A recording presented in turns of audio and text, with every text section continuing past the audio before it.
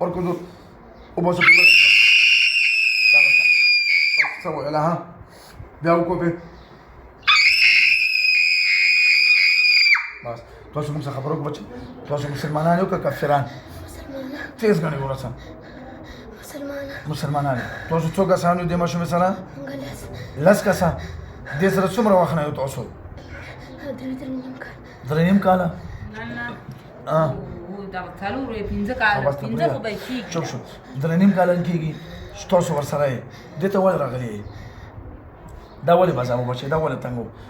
دا خو ګوره بټو ته دیاړي کې په بټو کې هغه پیړې ته پي مطلب خښتې جوړوي تاسو دا غریبان بزبو دا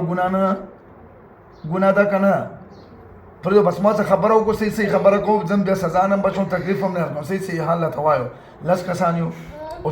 3 کاله مو شول تاسو دې ماشومې له کم تکلیف ورکوئ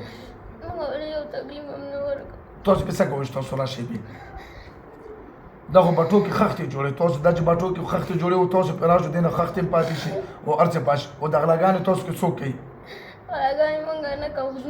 موږ د دوی د کور نه هېڅ کله هم غلا نه کړې موږ دا دومره وختونه پوښتنه وکړو د دوی په کور کې لسګون موږ ووړی نو بیا بیا نه نو دا ورکېږي ولې دا ورکېږي د دې کسان یې وړي موږ یې نه وړو نو هغې څه خو ټول 2 کسان دي 3 کسه تاسو 10 کسه او هغه 3 کسه یي دا 3 تاسو نه څنګه د غلاګانې کوي هغې جنۍ باندې خو 3 کسان دي او تاسو 10 یې چې تاسو په دې باندې خفه کېږئ که خوشحالېږئ پې چې دوی ته تکلیف وي دې په تکلیف خوشحالېږئ که خفه کېږئ پې خفه کېږو که نو تاسو بیا 3 کسه سره ایساروی نه شو نه د دې قانون مه کوئ دا کار څنګه مه کوئ دا کار وال مه کوئ وال نه کوو در باندې چې اوس دا جنیا رانیسو جنیا یې وختونه ټیټې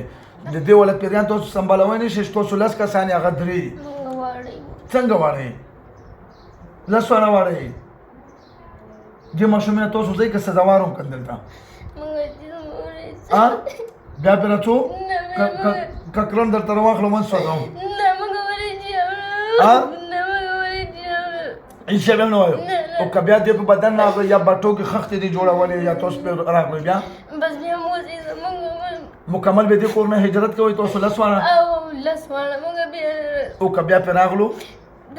بس بیا مرګ دی یعنې مرګ دی ما سې نه دا شمو دې لپاره وکړو بیا دې پرچه وي یا نه ما په ریکارډ کې ناست دی تاسو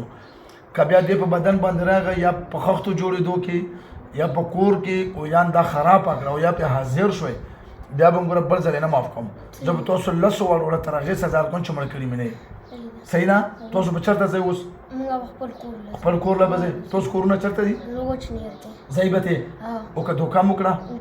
ووایو 10 واړه کلمه او اوس بیا وګڼو لا اله الا الله محمد رسول الله صلی الله علیه وسلم موږ 10 واړه قسم کوو چې بیا به دې ماشومې ته نه راځو نه په مزدورۍ کې په کور کې نه کور نه بار او که پې حاضر شو یو ځل هم بیا به نه معاف کوم بیا به تر هغې سزا درکوم چې دلته مې 10 واړه مړه کړي نه یې بلکل به نه حاضرېږو وعده شوه د قسم والا غوږونه ونیسو توبه وباسو ځه چې بیا موږ دې ماشوم له یو قسم حالات کې هم نرسو ځئ بسم الله کړو وځو تو شابه ټیر زور سره وځه